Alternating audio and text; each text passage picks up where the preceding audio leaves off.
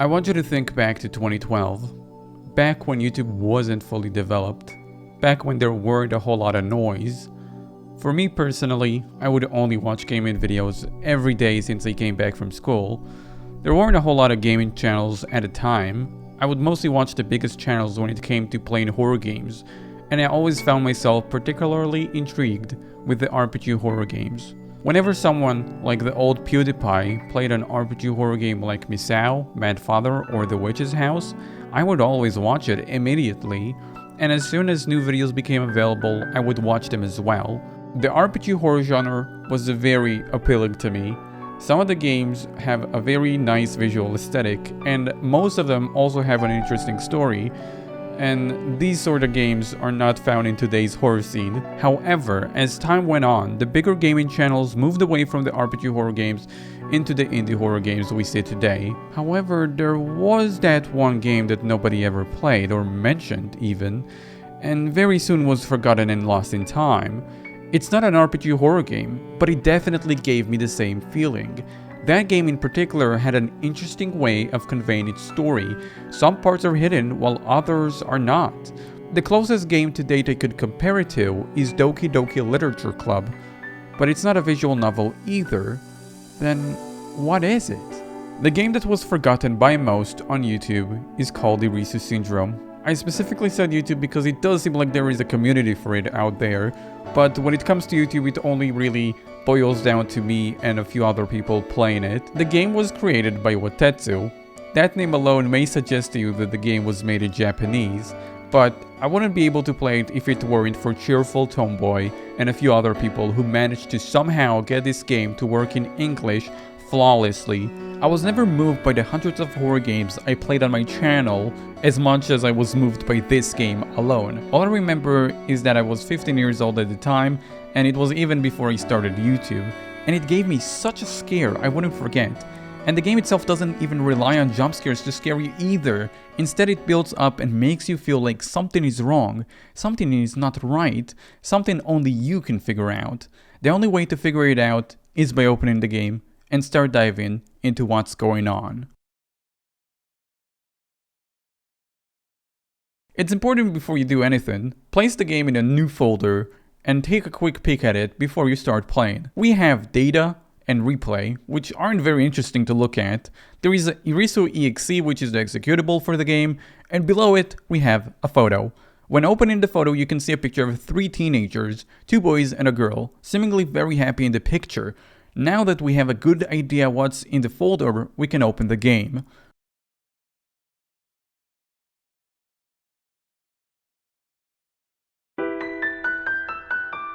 Right off the bat, we are greeted with a basic main menu screen. With a rather weird looking figure in it, she has a blank expression on her face and wears something that looks like a cosplay of a witch. With the addition of bunny ears, of course, on her hat. Something very odd that stands out right away is that she's holding a sock which she took off herself. The sock looks like it has some serious weight in it, as it appears to be full, and by the way it's tilted. We don't know anything about the figure and why she is dressed and holding a sock, and she doesn't appear to be in a group picture we've seen earlier in the game's folder either.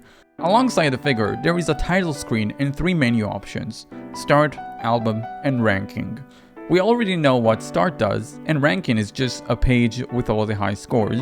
The most interesting option here is the album, which appears to have 5 grayed out pictures that you can't interact with. You can also hover over the title screen with your mouse and click to switch melodies. Well, that's about it for the main menu. Let's go ahead and start a game.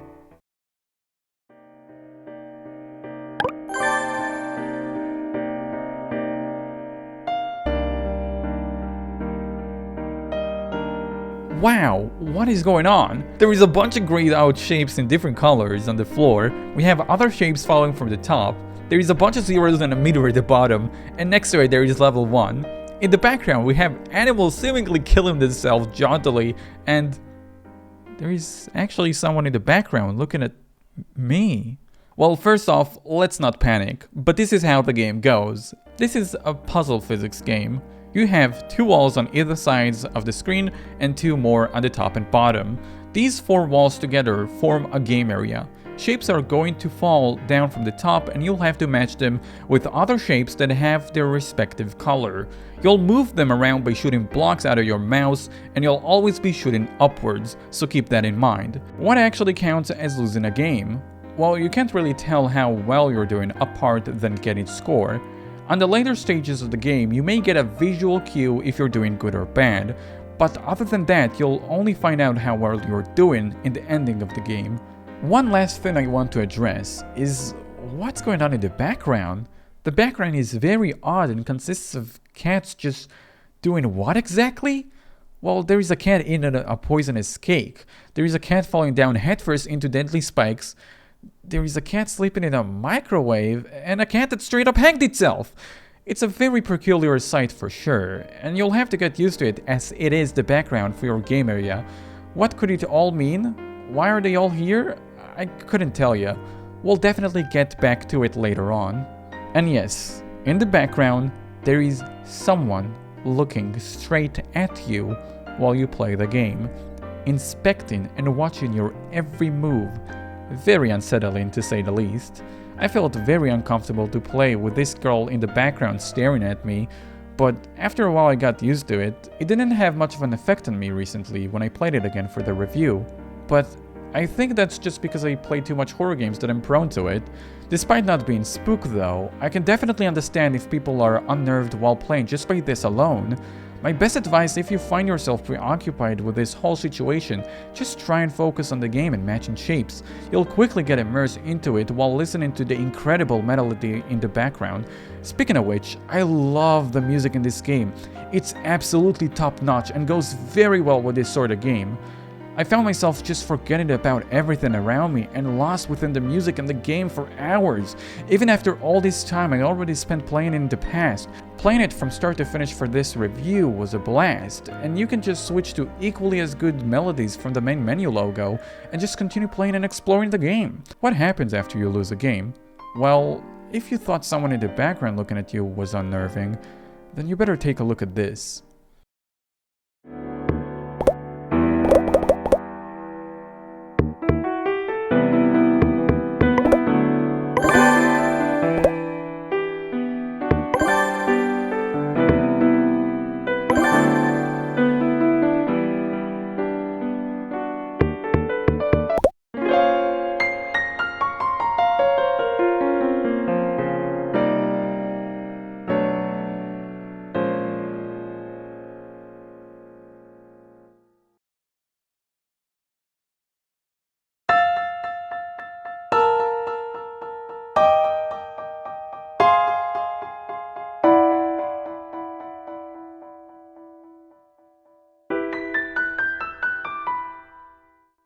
Every time your health reaches 0 and she slowly comes to the foreground, then you know the game is over. And after each game over, we get a picture. This picture is added to our album. After all that, you get thrown to the main menu. But instead of starting a new game, go to the album and inspect the picture we just got. By hovering over the picture, we'll be able to look at it and inspect its details. Click the picture from the album, and then you'll get a short dialogue between the characters in the picture. Ah, the sun is good. Good, eh? So, about tonight's dinner. I have no idea. That's too bad. Let me guess, is tonight dinner canned food? Are you still going on about that? It sucks. Wait, there's no way we can catch fish here. We can't eat canned food either. We have to cook for ourselves. I brought the ingredients after all. I wish our dinner was grilled sea bream. Shut up and help me cook. Nah, that's too much trouble. I need to draw more illustrations soon. I really couldn't ever depend on YouTube for survival.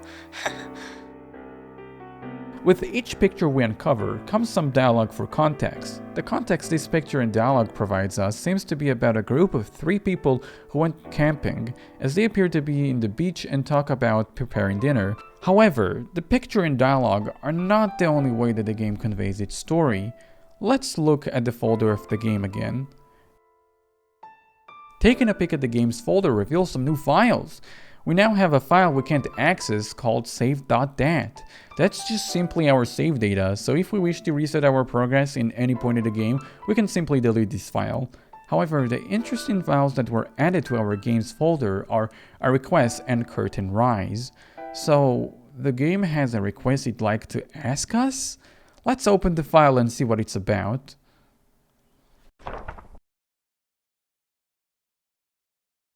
To everyone, day 1. Everyone is getting along for now.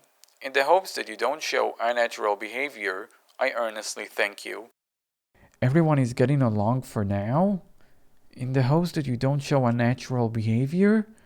Something here ain't right, but reading this request seems like there is more to this trip than just your average get-together. Let's take a look at the second note.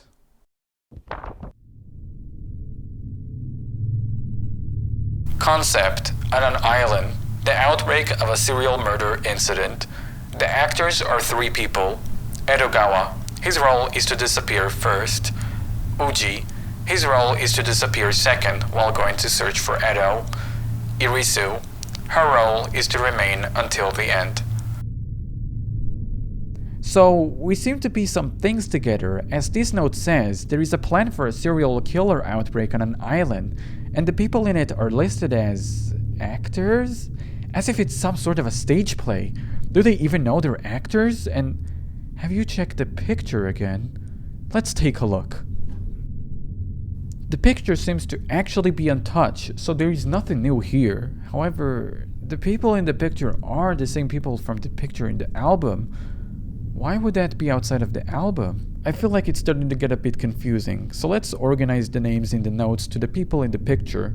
The bright-haired guy on the left is Edogawa, and the black-haired guy on the right is Uji, but the name of the girl in the middle of them is still unknown to us, as Irisu is the girl from the main title screen, and she's also the girl looking at us while we play with the shapes. Now that we organize the names we got and check in the folder, it's safe to drop back to the game. So just a reminder, a download link for the game is available in the description, in case you feel like playing the game later. And don't worry, I am going to drop a spoiler warning when we get to crucial plot points in the game. I guess since we dropped to the game and you guys don't want to see me go through a full round, I can fail immediately for you guys.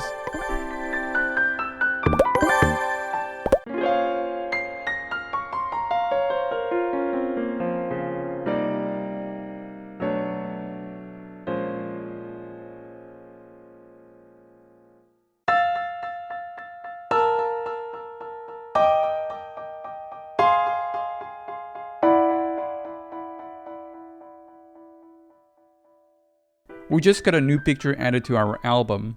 So why did I get a picture after losing immediately, you may ask? Because this game waits for no one. It's a heavy rain type of deal. You screw up, there is no game over. The game continues and there will be consequences for failing. So let's check the album. They say that the witches change experiments. You're quiet. What's wrong? You really are bad with this sort of thing, aren't you? No, it's not that. I saw it just now. I saw some person with weird clothes. What do you mean? You know, like an aberrant dress. That kind of odd skirt and clothes. Wearing a hat like a witch's, with rabbit ears sprouting from it. A person like that was standing and looking at me. What's that? It's not like Edogawa's ghost story. It's a rabbit witch. I saw a figure in the distance. Here. Someone beside us was here. It seemed like that person was watching intently, silently staring at us. Maybe you were just seeing things. No, she was a bit far and she left quickly, but I definitely saw her, I'm sure. I wondered if I was seeing things, so I felt bad and tried to forget it, and didn't say anything to anyone. But I really saw someone. We'll all be materials for the witch's experiment then. Stop it! Stop it! I'm sorry, it was too funny. Let's sleep. You'll forget about all this in the morning. From what it seems, Edogawa is telling a spooky story about a girl in a witch's clothes and a hat with bunny ears, which looks very much like someone we already know, and scaring both of his friends in the process. Let's take a look at the folder now that we're done with the picture. Within the game folder, there is a new text file called To Edo.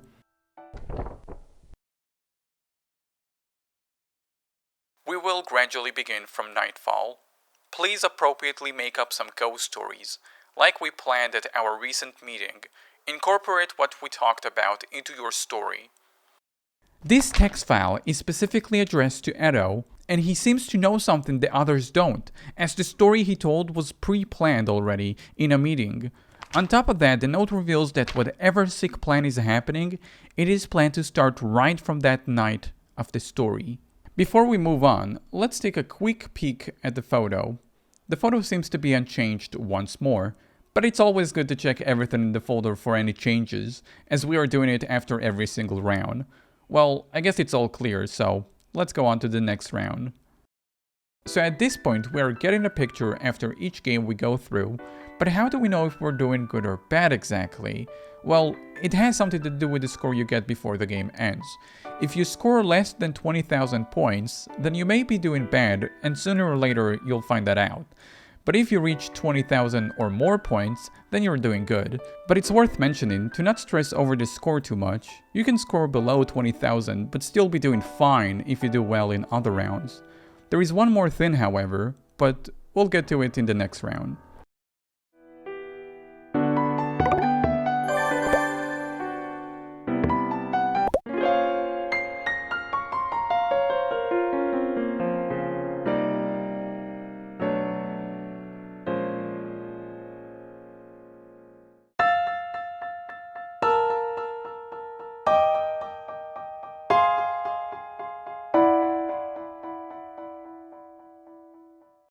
We just got another picture added to our album, and this is the first time we got a picture with only 2 characters present. Let's inspect it. It's delicious. As expected, the curry should be left overnight. What's wrong? Why the gloomy face? Edogawa hasn't come back yet. I'm sure he must have gone fishing again, but it's been hours since he woke up. Don't you think he's taking too long? I said there is nothing to worry about. Yeah. So according to the new picture in our album, Edogawa has gone fishing and he's taking too long as his friends notice his absence. Let's check the folder again. Usually after each game we get more text files to give us some additional information so we can make more sense of it. After checking the folder, there doesn't seem to be any new text files. So Edo is just gone and we don't have any information of his whereabouts. I guess since there is nothing for us here, then we better head back to the game. Oh wait, I forgot to check the phone.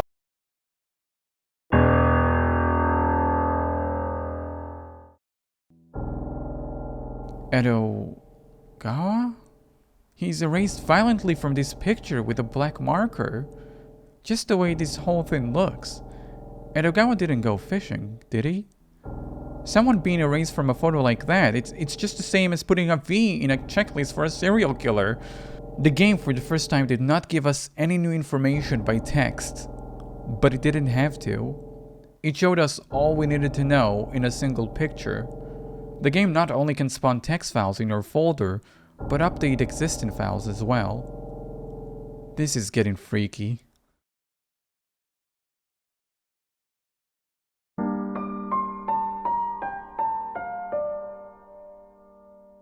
I did promise I'll give you some more information regarding the score, so here it goes. Score is not only a way to determine if you're doing good or bad in the game, it also plays a part in hiding some dirty secrets. Depending on what score you get, it too can spawn secret text files in your folder. But not all secrets are available from the beginning too, as you have to obtain some pieces of the story before they become available. But there are some that can be uncovered. If instead of scoring 20,000 points and double your score to 40,000 points, then take a look for yourself.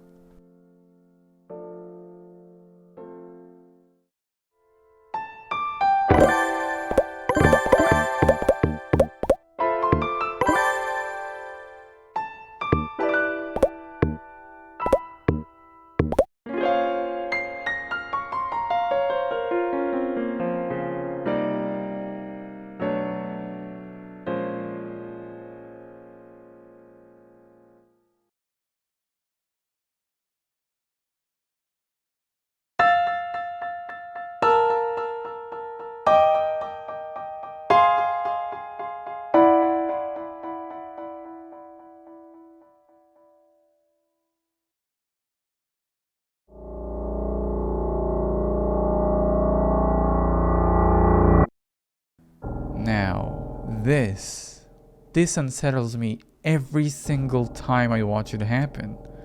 She looks so deformed. She looks inhuman. What's going on? Her eyes are red, and her chin look like a smile. Oh yeah, the game continues no matter what. We just got a new picture added to our album. This time, Uji and the other girl that have been dining in the morning are seen in a forest looking for something. Edogawa-kun, where are you? Huh? Oh, what is it? I think I heard something over there. Really? I didn't hear anything. Wait here, I'll go look. Huh? Wait! Hey! Be careful! It's fine. I'll be back soon. They finally decided to go look for Edogawa, and Uji claimed to have heard something and went alone to check it out. He did promise he'll be back though, so I guess no worries. Without even thinking about it, we check the game folder. After a quick inspection, we find a new text file within, and it's addressed to Uji?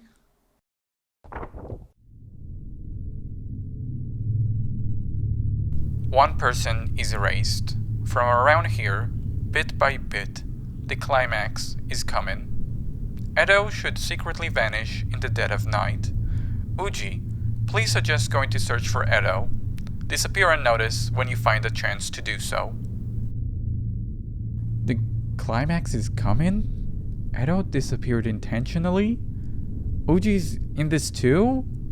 We are getting close to the point of no return. Something big is going down, and still there is so many questions. If Edo vanished on his own accord, how come he was erased so violently from a group picture? It just doesn't seem right. Uji also doing the same and was planning on disappearing unnoticed too. At the moment he left her in the forest on her own, they're plotting something that involves her, but she doesn't know it. A quick look at the photo reveals that Uji is yet to be erased though, and remains unchanged through this transition. In this point in the game, the score is very important. Let's head back into the game.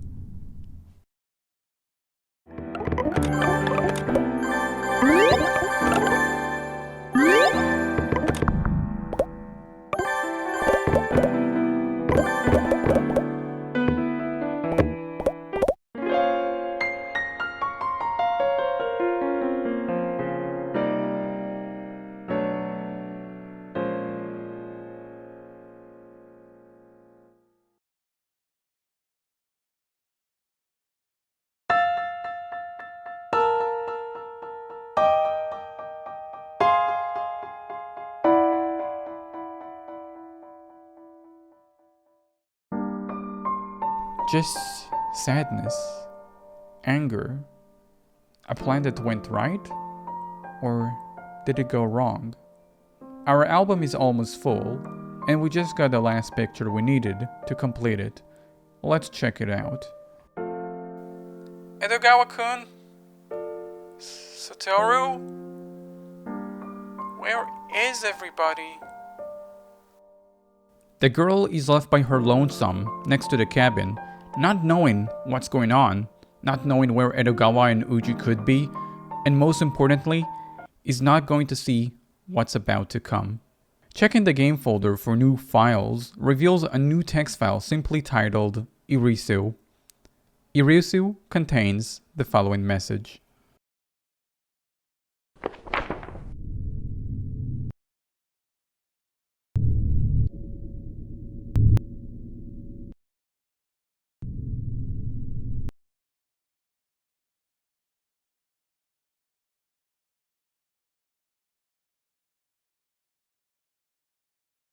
This message contains nothing. You can't scroll up or down, left or right. The only thing that this text file contains is her silence.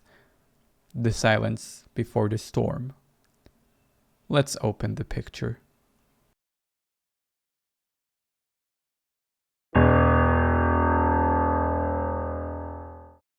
Edogawa didn't go fishing.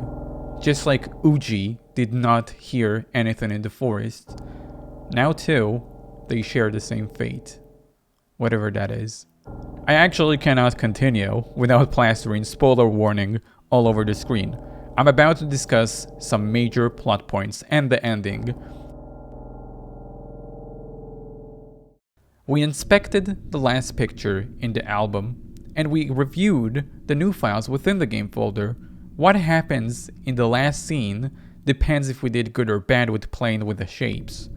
You may have noticed some visual cues of me doing bad, so let's just hop right back into the game. The last round. I'll end it.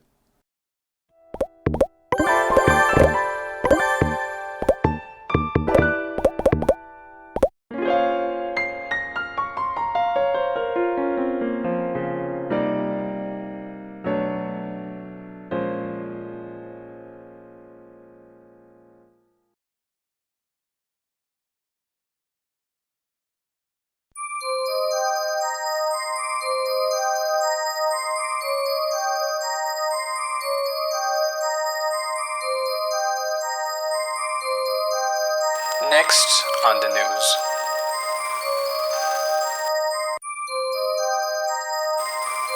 University students have gone missing. A single body has been discovered.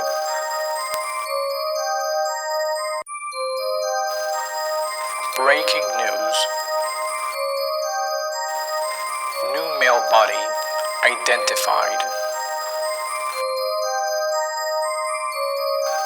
From the teeth, Edogawa Takeru. Police still searching for whereabouts unknown.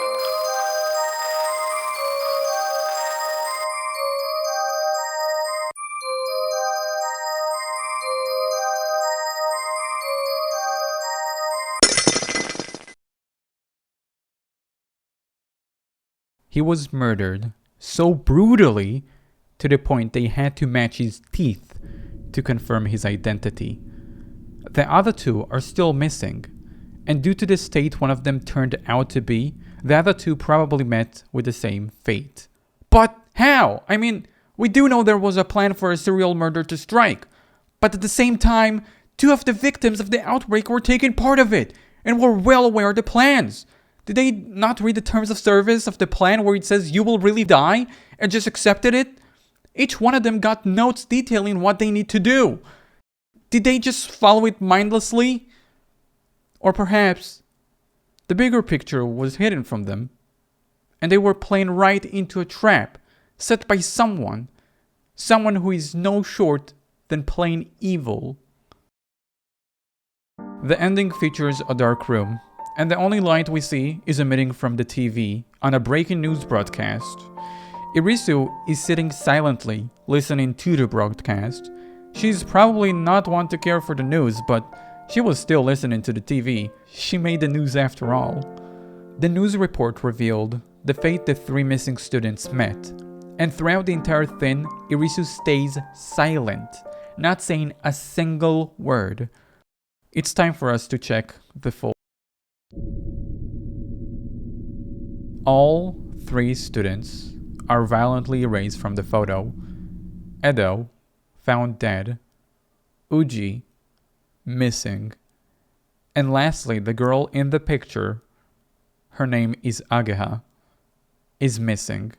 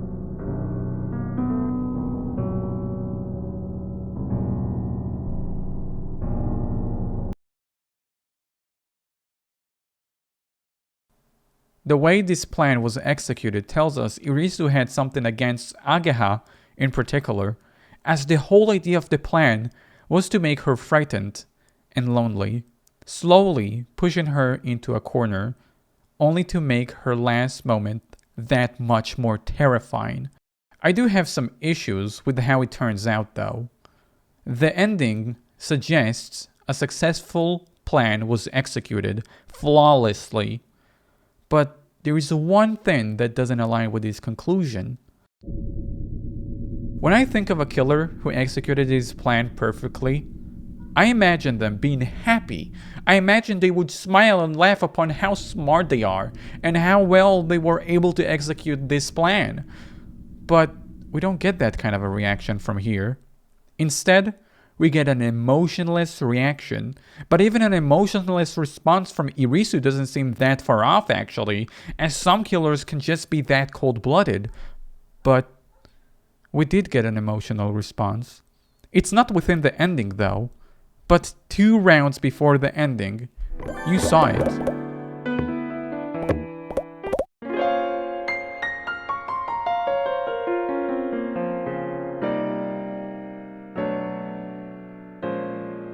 She was breaking down in tears. She was sad, she was crying, and she couldn't stop, as the next round she was still crying uncontrollably. That is not the response of a plan going right, but quite the opposite. That is the response of a plan going wrong. But where exactly did it go wrong? We already found out she killed Edogawa in cold blood when he went fishing. But if killing was not on the agenda for her, she would have cried after killing him too. But she didn't. She looked completely normal as the other times when we got through the first 2 rounds. We were able to find out that the plan went wrong, but we don't know what went wrong. Due to these confusing cues we are getting from looking at the story, we are unable to answer anything. Not yet anyway. What we have right now is 3 dead students, a sad killer, and unanswered questions. Maybe getting the good ending may shed some light on this situation. Time to delete our save file and start anew.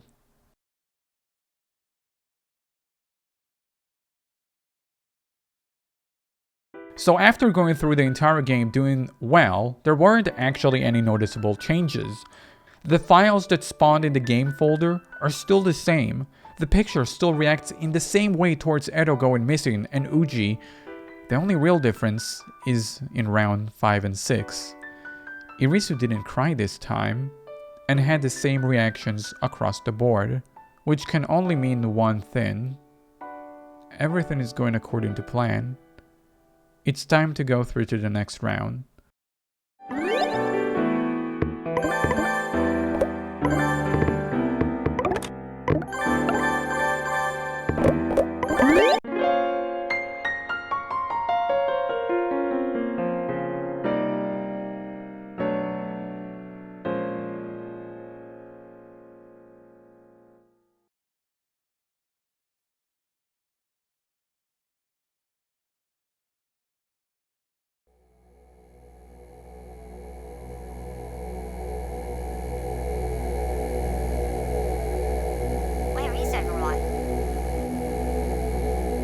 The only 2 left. Where did everyone go? Huh? What is this?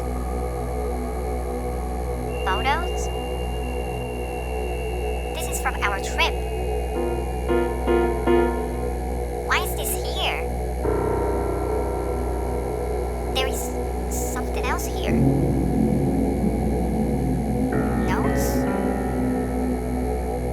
Day 1.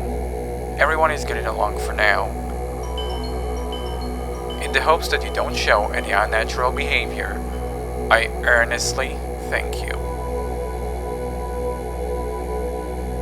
Please appropriately make up ghost stories.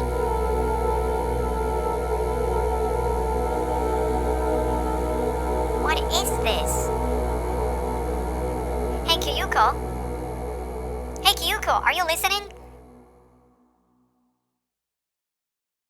The other two left us alone here. Where did they go? What's with this picture? What are these notes?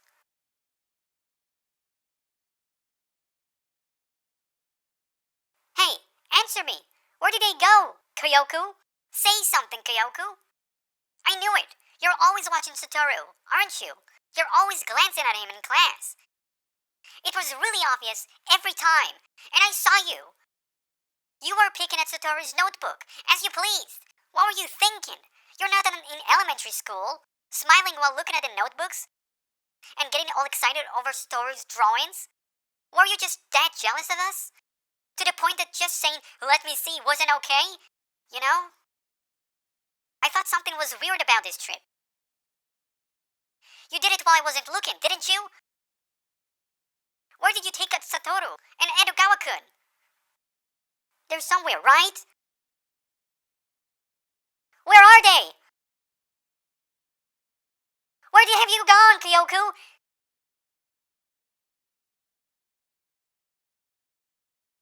Irisu Kyoku!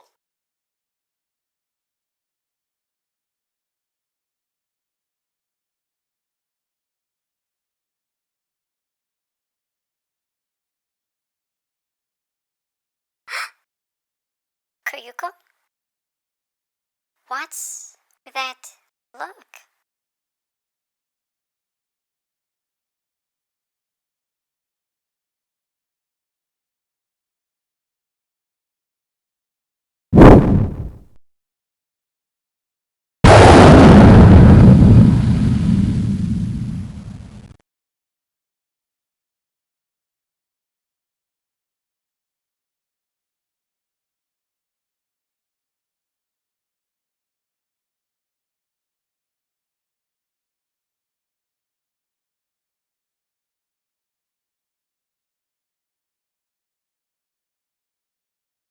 Happy birthday! Happy birthday!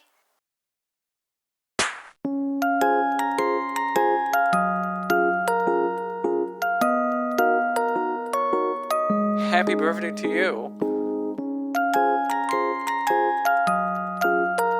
What are you doing sitting on the floor? Don't you think that's bad manners?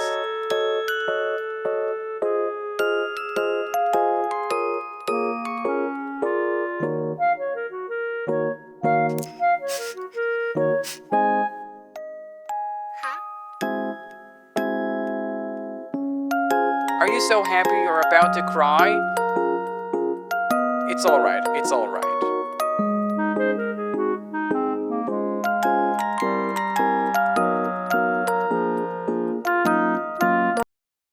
Ageha?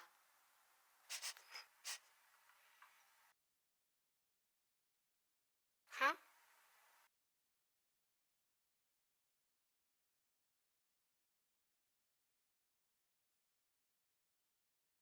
Happy birthday.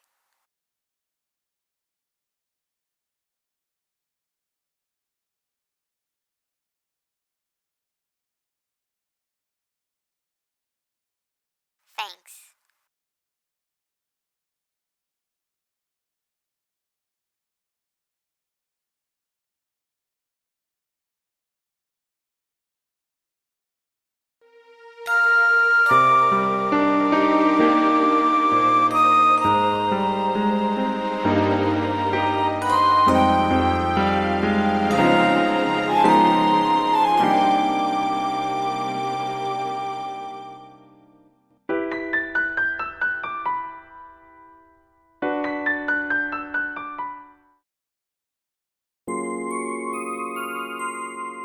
A happy ending! Uji and Edo are well, and the whole serial killer thing was just a joke for a surprise party. I'm baffled her friends would actually do something like this. That's like the most mean birthday I've ever seen. Asking why she's crying when she thought it was her last moments, and she's going to get outright murdered. Oh wait, we have a new file in our folder. What's this?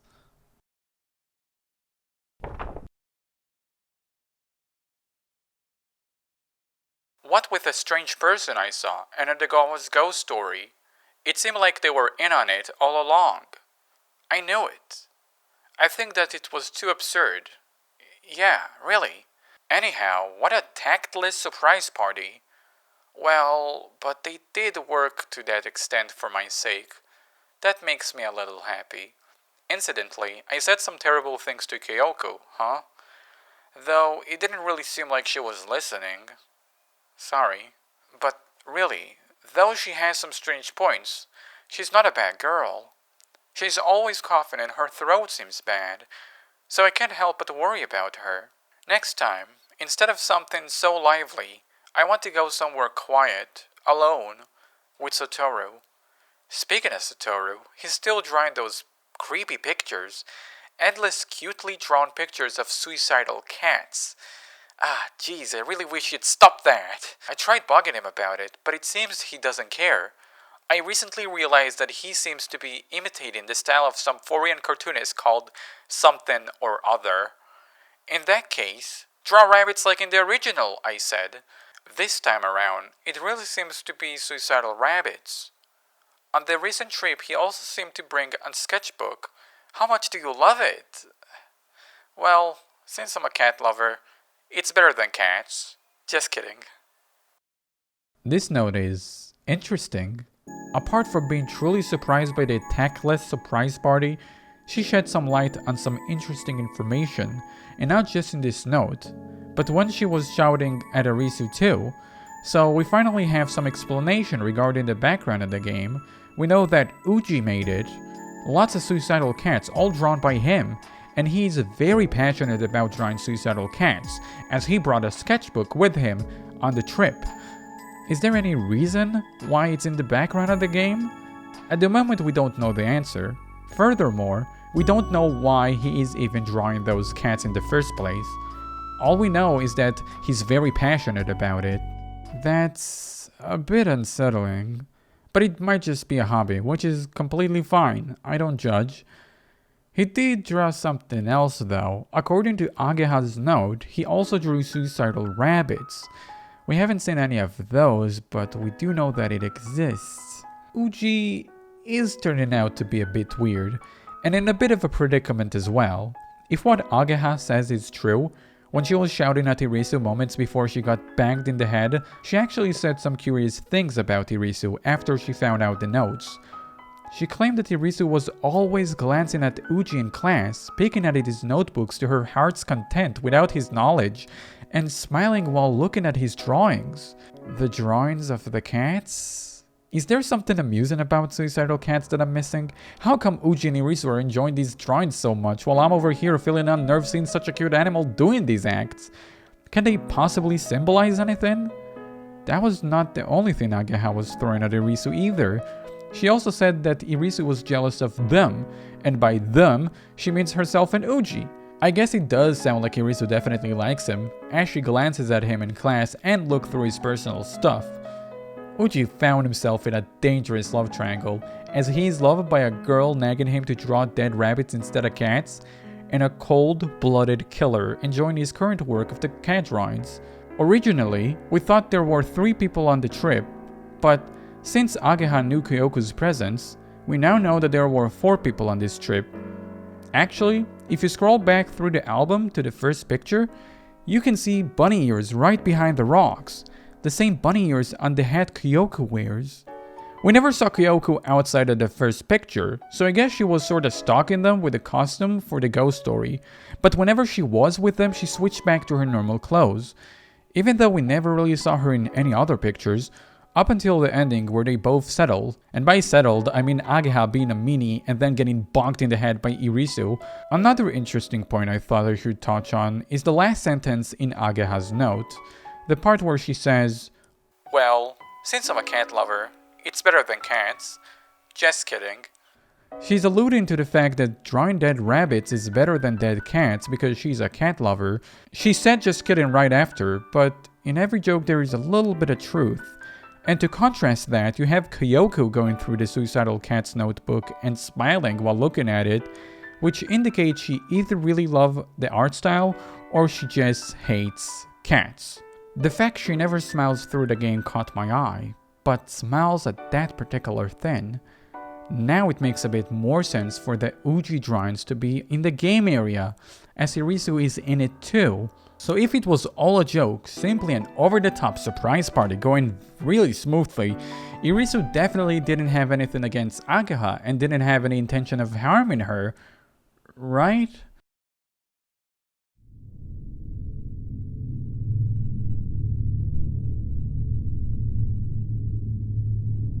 Going back to the photo now reveals it is clean from any marks, just like the way it started.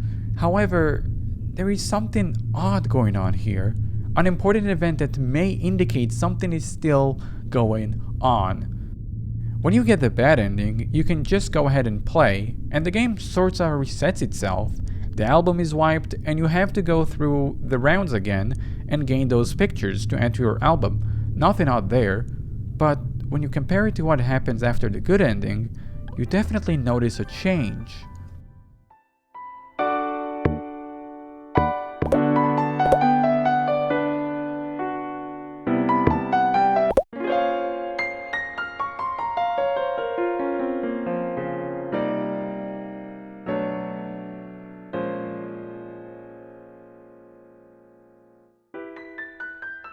When you try and play the game again, it doesn't reset itself. You don't get a new picture after each round. In hindsight, it does make sense. You did beat the game after all, therefore there is no need to reset it. You'll notice if you just go into the game again and lose a bunch of times, nothing will change. She won't cry, you won't get new pictures, and the circle continues. You can play as much as you want since you've beaten the game. But why? Why would the game allow you to play again? Nothing is happening, and she's still looking at you with the same look. Wearing the same clothes, as if she's still plotting something. It's as if the game expects something from you, the player. Do you remember what I said about secrets?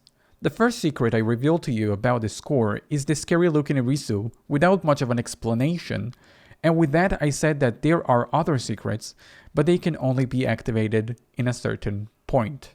What will happen if we try to get a high score to trigger this nightmarish version of Irisu one more time, now that the game is over? Well, this is what happens when you attempt it.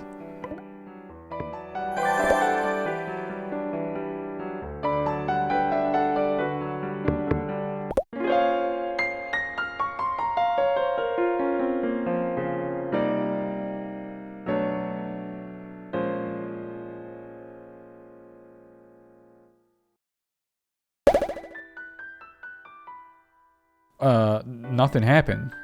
Well, we definitely didn't get a picture, but wait a minute. What's this? It's a small face of a cat. Why? Well, I'll expand more on it later. In case you're wondering, I didn't go through another round to show you a picture of a cat, but rather to show you another picture, which you are all very familiar of.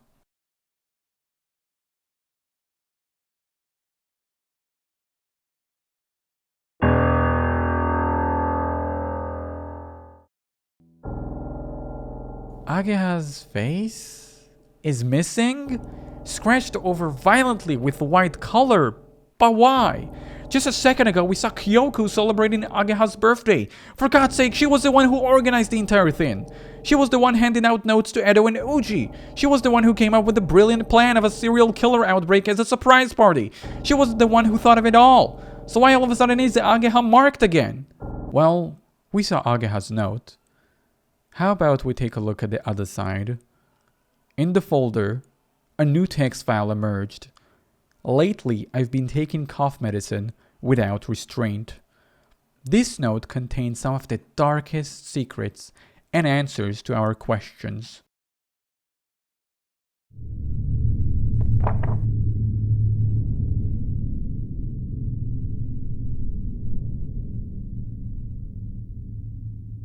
Those two were happily talking again today. It's annoying. Noisy. Those two next to me are noisy. What in the world is so much fun? I wish everyone would just die.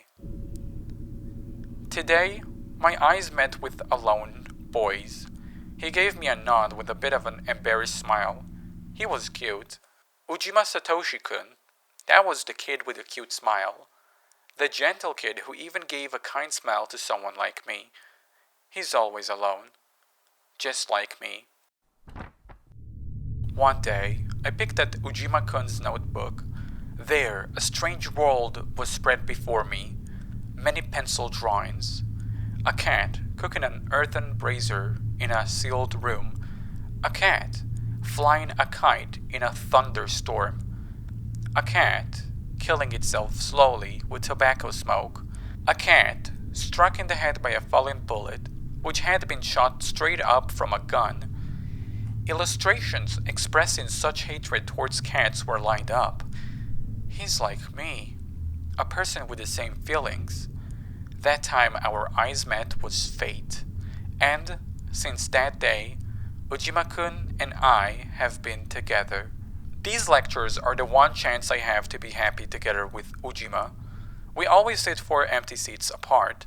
Some way or another, it became like this. I love that I can feel him through his odd sense of distance. Uji and I meet several times a week, sharing the same place and time. It's been so long since I felt this happy. Yes, not since the time I would play with it in elementary school. The distance between us now is like the wire mesh from back then. I won't let anything rip through this mesh. I won't allow it. It won't happen this time. There's nobody to come between us. Uji won't be eaten up. By the way, I haven't talked to Uji yet, but sometimes our eyes meet. I wonder when the day we speak will come. Lately, that annoying idiot and cat girl has been doing things with Uji. What is this? I can hear them talking. The 3 of them are going on a trip?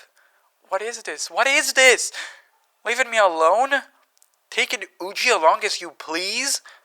What do they think a person's loved one is? That thieving cat!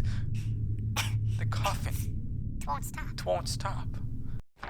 After all that's happened, I finally understand what I need to do.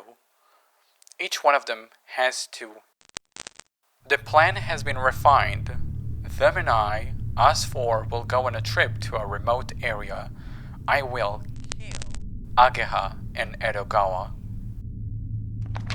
Exams, library, opposite me.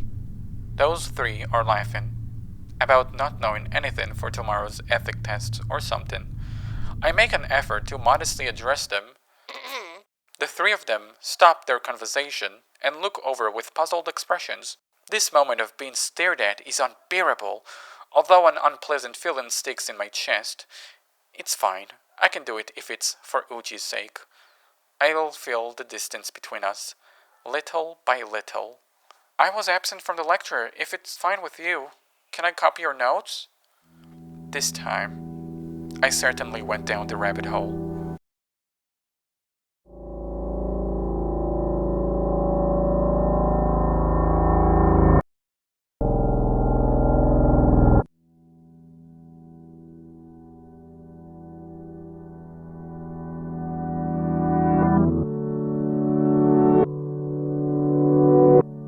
The reason I couldn't go through with it was just because of my feelings. I intently destroy odd things in the cold, inhuman reality of the strange world on the back of my eyelids. It's a game I've played in my entire life, ever since my lonely childhood.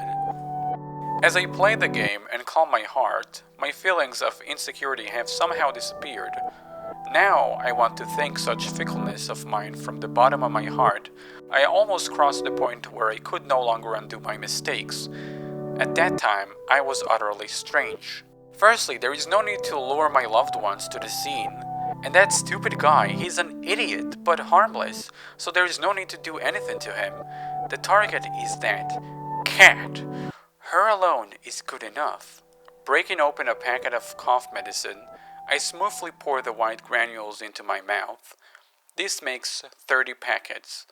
Ephedrine and codeine fly about my medulla oblongata and sympathetic nerves.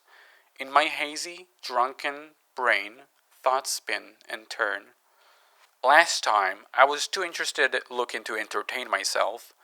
This time, my feelings will not waver. This time, I'll cut emotion out of the equation. I will doggedly attempt to construct a flawless plan, and if I succeed, alone with Uji, our backs to the sunset, we'll admire those beautiful drawings together. After reading this note, it shows us that Irisu Kyoku actually is a cold-hearted killer that cares only about getting Uji, and she will not stop at nothing to achieve that.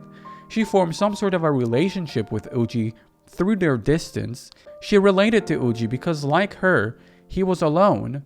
When she took a look within Uji's notebook, she saw his passion of drawing cats killing themselves in creative ways.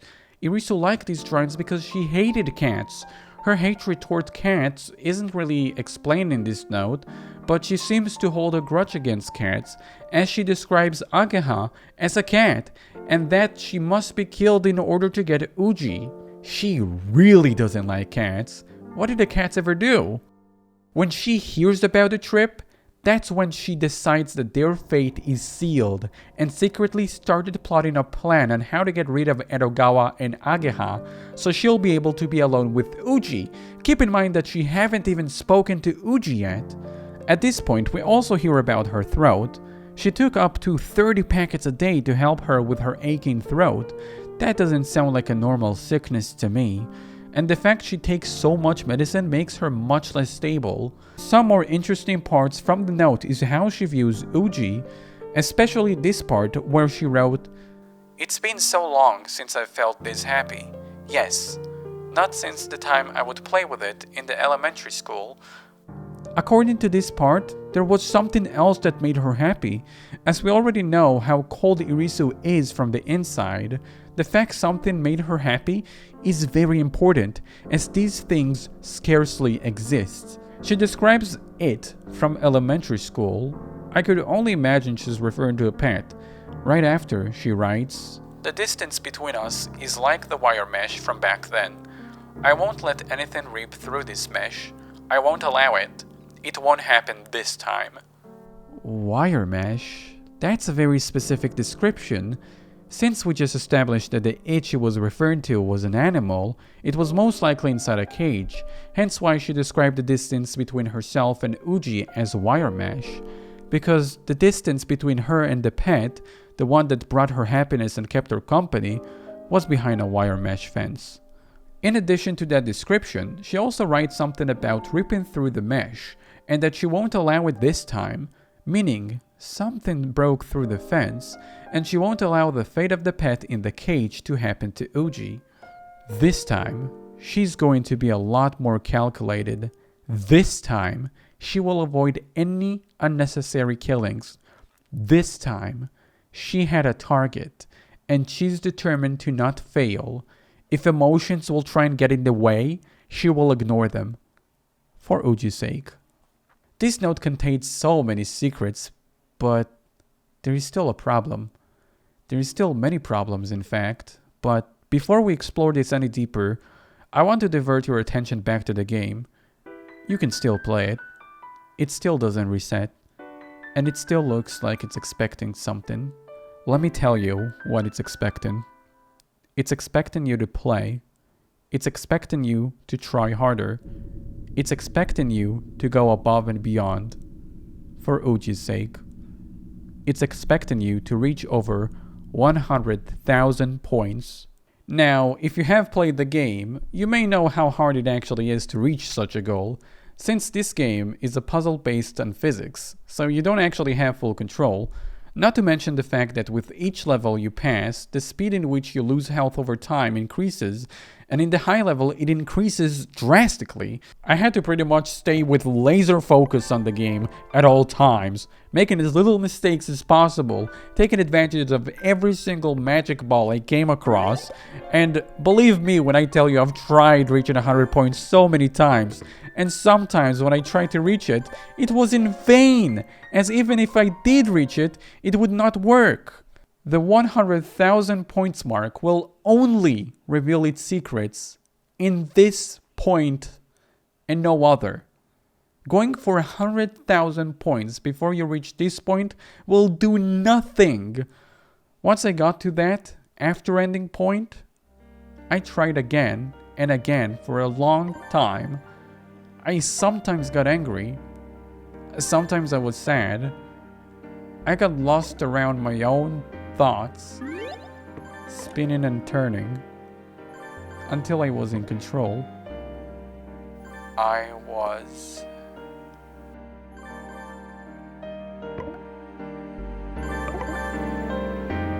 in full control.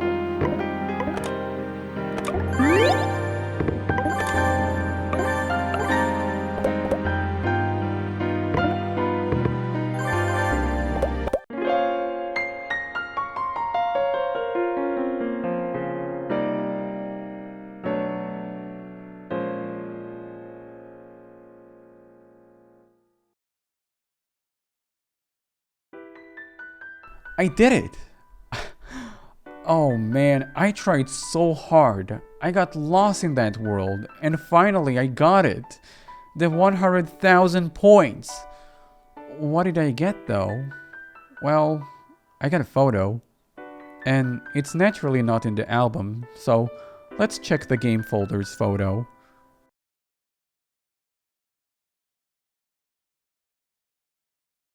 It is unchanged. Oh wait, there is a new file. And for the first time, the new file that was generated was not a text file, but rather a PNG file. It is titled Yutaru. What could it possibly be?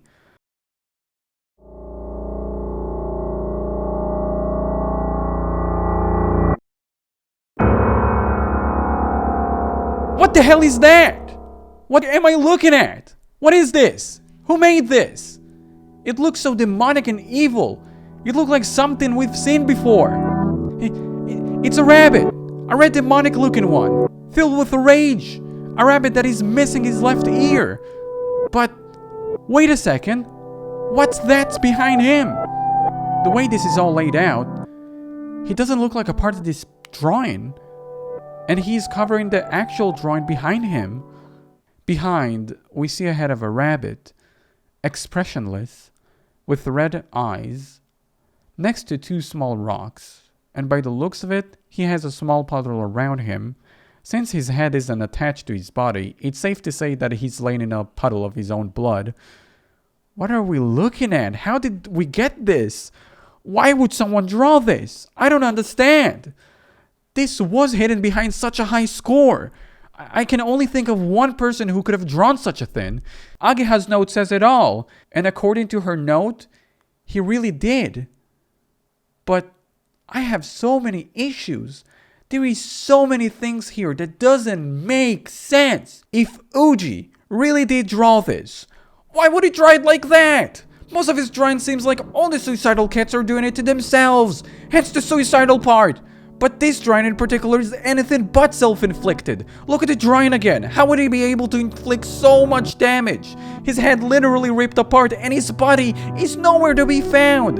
It looked like someone else has inflicted these fatal wounds. Why would Irisu cry about the death of two other people when she killed someone already and she was completely emotionless? None of this makes sense. Why does her throat hurt? Why does she dress like a fucking bunny witch? Why is she calling Ageha a cat? Why does she look like this when you do very good? Her chin looked like a fucking big smile and she looked like a giant rabbit. Oh yeah, that one time she cried. Did she cry uncontrollably because that round we killed Uji? Is that why ever since that round we killed Uji, she cries uncontrollably in the rest?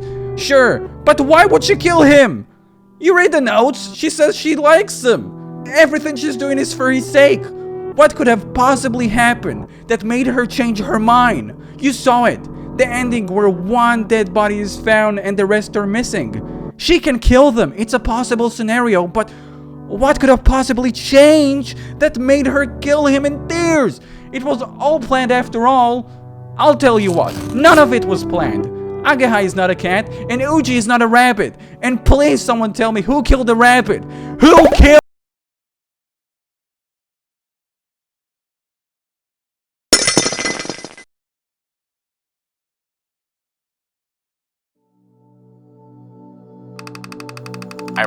Familiar, a story from a while ago. A popular cat. The misery of a sad rabbit. And between it all, a lone girl. Why do I remember all this? That's surely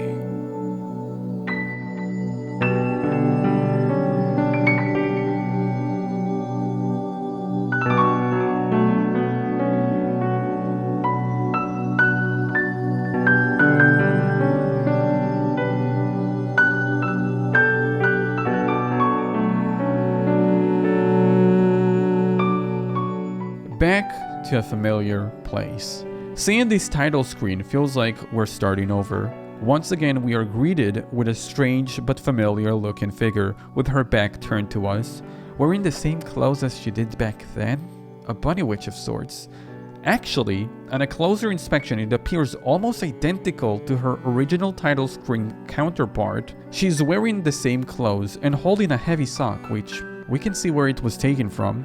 So we're pretty much seeing the same thing from the original menu screen, but from a different perspective. This time around, looking at the title, we see it is much more sinister than the original.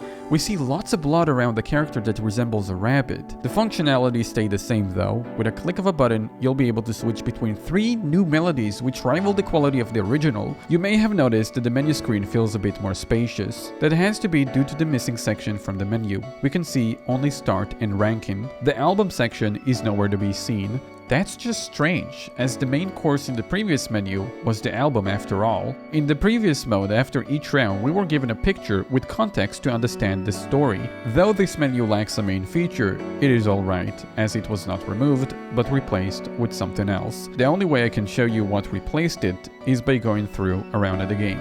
Speaking of around, just like we had a change of menus, we also have a change in gameplay, and I bet you're curious what around means now. Well, let me show you.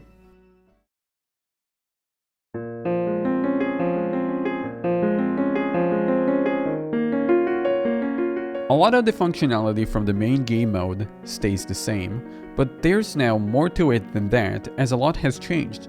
We have our usual but different looking colored blocks falling from the top.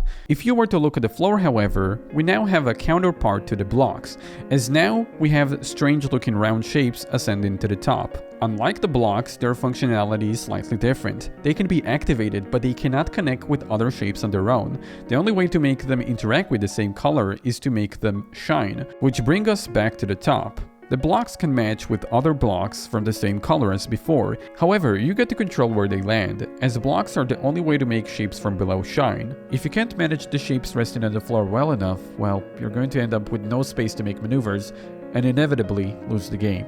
What happened when you lose a game? Well, take a look for yourself.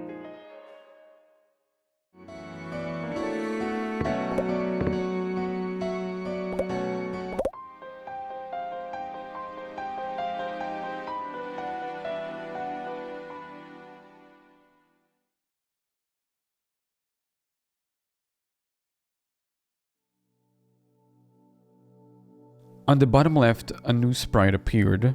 The sprite appears to be a torn piece of paper, but when you click on it... A story from when I was in elementary school. There was a cat kept at the school. That cat was cute and friendly. It was truly everyone's favorite. One day, a rabbit came to live at the school. Somebody had picked it up in the schoolyard and they decided to keep it in a cage at school. The rabbit looked miserable. It was wounded and ragged. It was missing an ear on one side and for some reason tended to avoid people. The rabbit wasn't well liked by the students and so it was always alone. Instead of getting a picture for our album with context, we get a watercolor sketch with a bit of dialogue. In the small sketch we got, the dialogue tells about a cat and a rabbit, both of which can be seen in the picture. Everyone is surrounding the cat, and on the other hand, ignoring the poor and ragged rabbit that's held in a cage. A familiar sight of cat and rabbit. This note is just a setup for the theme and settings of a new story we have yet to hear. The wording at the beginning of the note suggests it's no longer the game telling a story, but rather a character. Who that character may be is a mystery, but finally hearing about the cat and rabbit gets me excited. They were constantly mentioned throughout our time spent playing the game. It's time to hit another round.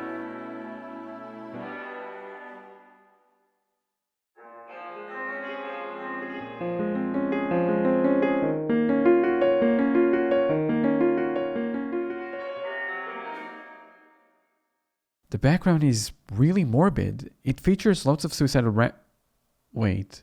Some of these doodles do look like the rabbit is self-inflicting himself, but some just look strange.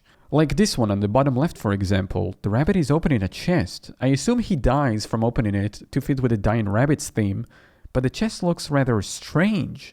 It has a long tail and 2 ears. Simply put, it looks like a cat. I'm not even sure what's going on with this one. It seems like an injured rabbit is about to get an injection from a Dr. Cat. And there's one where the rabbits jump off from a sinking ship. It reminds me of that morality question I had back in school. There is one floating board, and if 2 people grab it, they both drown. So only one can stay afloat while the other drown. The person with the board can keep it for himself and let the other suffocate. In this case, he'd be called smart for doing so. However, if the person were to depart from the board in favor of saving the other and drowning himself in the process, he'd be referred to as stupid but righteous. Moving on to the next doodle, this one, we see the rabbit is about to get smashed by falling rocks, but again, this cat looking thin. I don't know if it really means anything by this cat overseeing the rabbit in his final moments, but we know for a fact Irisu hates cats, and not having them die in the background is strange. We also know who drew them, but we didn't know he drew them like that. The nature of this drawing seems a little different.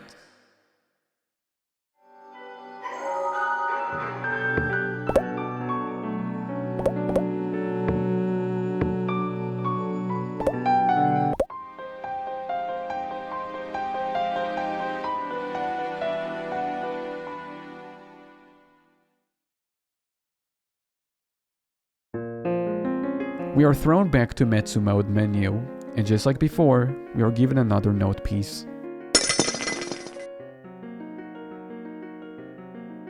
The cat seemed to enjoy being surrounded by people. On the other hand, not many students seemed to care about the rabbit. That's how it was treated. Well, children have a tendency to be cruel. But I came to feel sorry for the rabbit. Being careful that nobody would see me, I sometimes went to visit it. I was really relieved every time I saw that the rabbit was alive and well. The cat and the rabbit would play with each other through the fence. I saw it many times. Although the favorite and the unpopular one were different, their relationship was good, right? At least, that's how I saw it. The first thing I have to say after seeing the note piece is not actually related to what was said during the notes, but rather the sketch. We see a boy looking at the rabbit. It seems like it's the same boy from the first note piece, and he might very well be the author, as in the first piece he's the only one with facial features compared to the crowd of kids surrounding him and the cat. Who that boy is exactly we don't know, but as we progress the story, the picture should get clearer.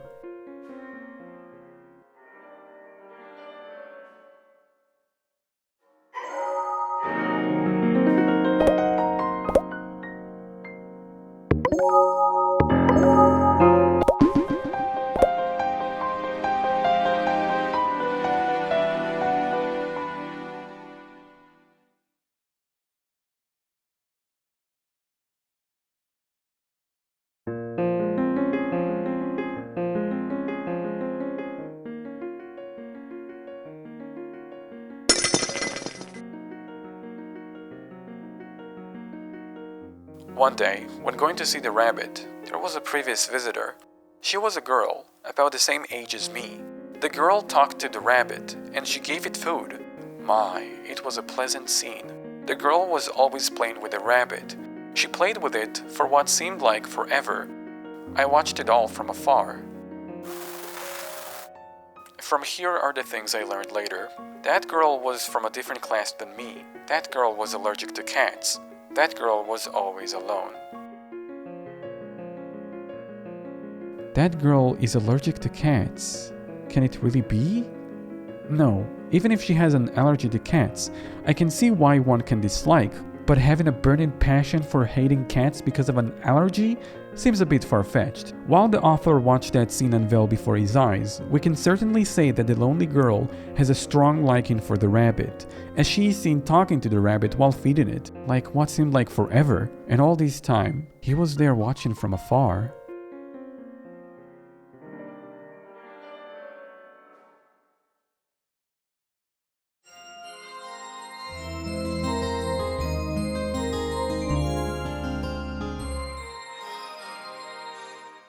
I know we discussed the background already, but I've yet to highlight an important piece of it. It's not the actual background, but the person who is standing in it. We can definitely tell it's Koyuko, but why does she stand there with her back turned to us? It's the same with the menu screen too. She has her back turned on us. She's still wearing the same clothes too, and from the look of things, especially from the main menu, one could guess her plan is still in motion.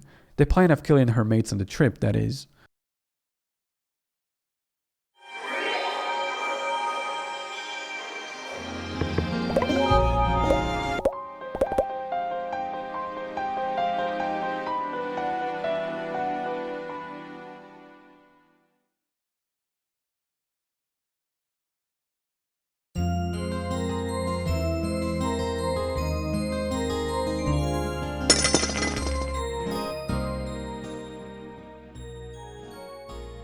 Watching the girl play with the rabbit from the shadows had become a daily routine for me. That lonely girl was always stuck in my heart. That's why, watching her play with the rabbit, I felt really relieved. However, we never talked to each other. I played with the cat as well. If I got too close to her, she might have a coughing fit. That's why I could only watch her from afar. Of course, I knew I was just making excuses. I simply didn't have the courage. We have seen the same picture from before, the one we got in the third note piece. It just emphasizes how many times the boy watched the lonely girl from afar. She definitely has a special place in his heart, and seeing her playing with the rabbit had him relieved. Finally, the lonely rabbit made a friend. After seeing this note piece, I think we can all guess who that girl is. But if this is really Irisu from her time in elementary school, then...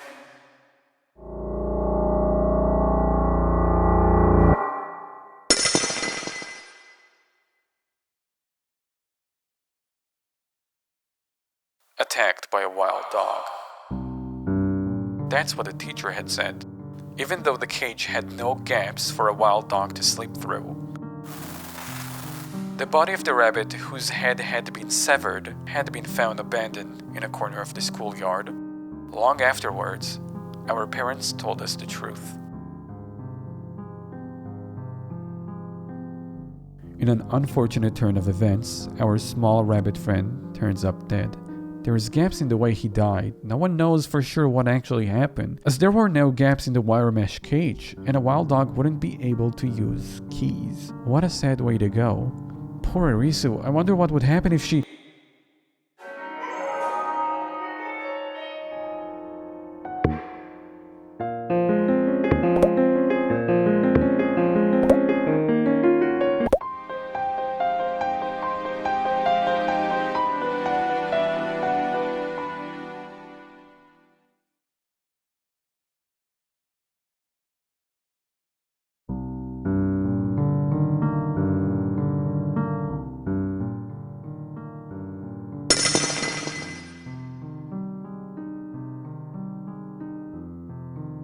Before I noticed, the girl had stopped coming to school.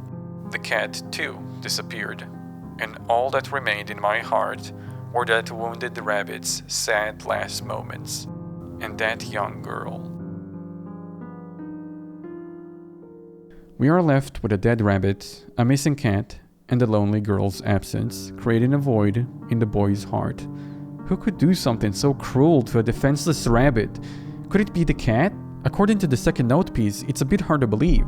The boy always watches the rabbit, and he said they seem like they're in a good relationship. Cat claws could injure the rabbit, sure, but they couldn't possibly cut through the neck bone. Even if it did, why would he dump the body in a corner? That's just off limits for a cat's capability. Wait. And all that remained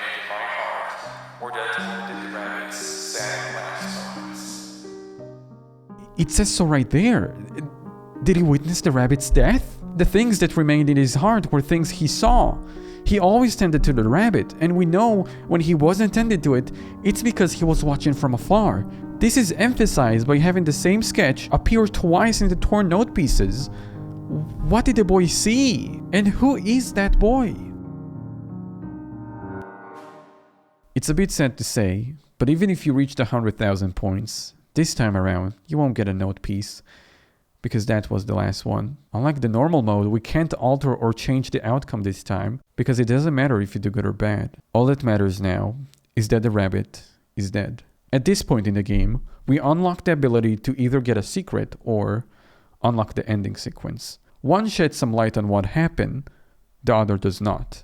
Funnily enough, the ending this time around is the one that requires more points to unlock. In the normal mode, we had to double our score if we wanted to see anything that was hidden. This time it's no different. Doubling our score to 20,000 points.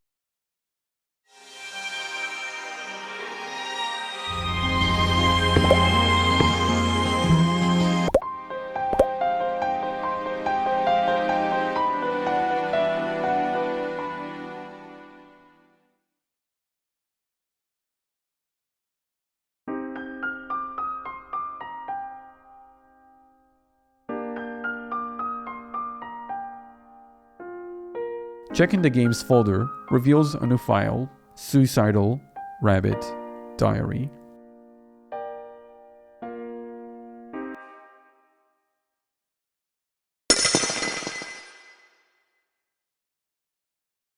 When I realized it, my notebook was filled with pictures of dying cats. Why did I draw cats? Let's think about yesterday. In class, I was drawing with all my might. A fire in a sealed room. Lots of white pills, a looped rope. Whatever comes to mind, I draw in my notebook one after another, my usual common work. The animal I'm most like is a cat, the group behind me talks happily. I took a test, and that's what it told me. Among that group, Age Hattori is the most cheerful. Cat. Did she say something about being a cat? I've started to like the pictures of the dying cats, so I continued to draw them. By the way, Edogawa Takeru seems to have feelings for Age Hattori. Age Hattori seems to not be aware of it. Incidentally, I got a good look at that girl. Today I met eyes with her. Not knowing what to do, I reflexively smiled back. The girl made a surprised expression, then quickly looked away.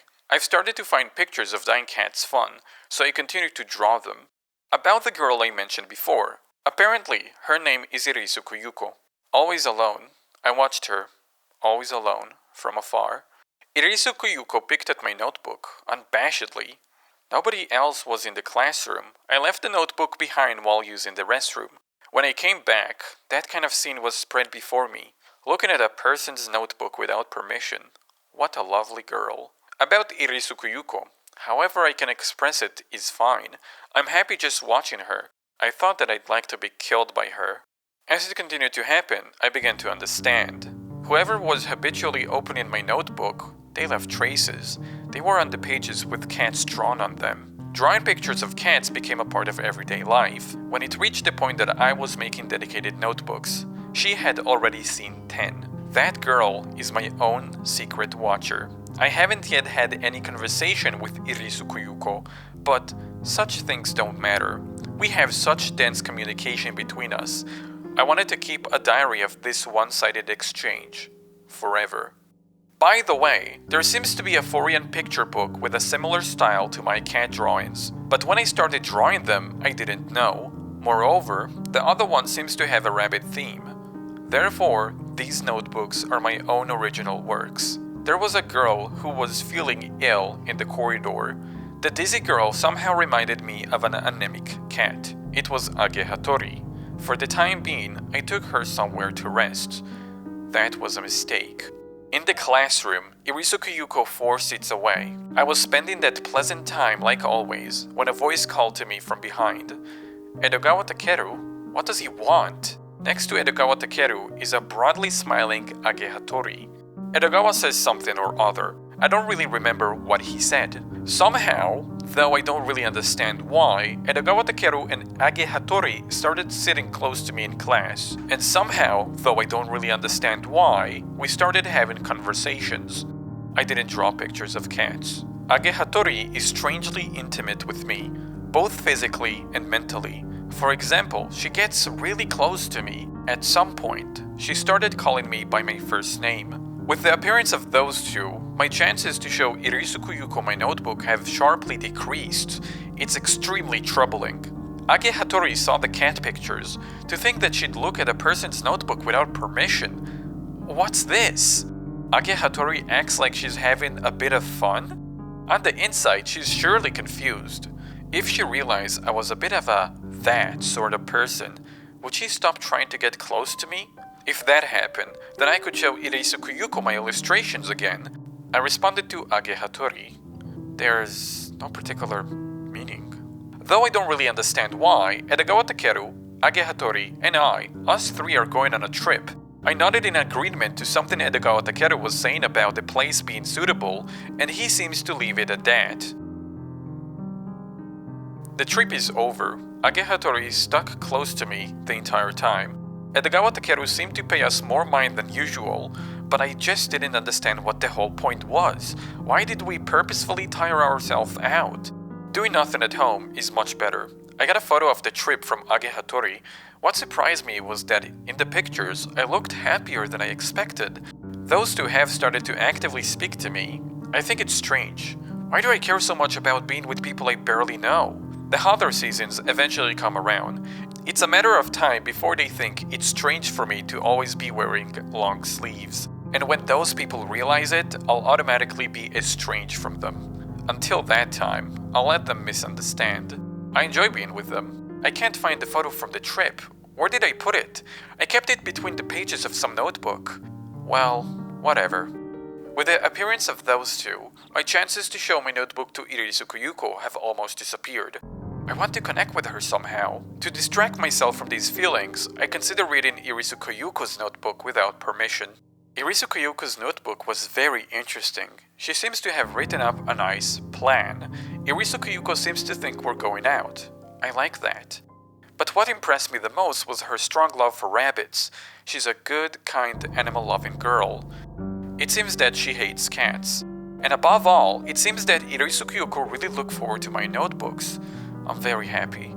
Also, her writings were filled with bitterness towards Edogawa Takeru and Age Hattori. This revelation about her feelings for me made me very happy.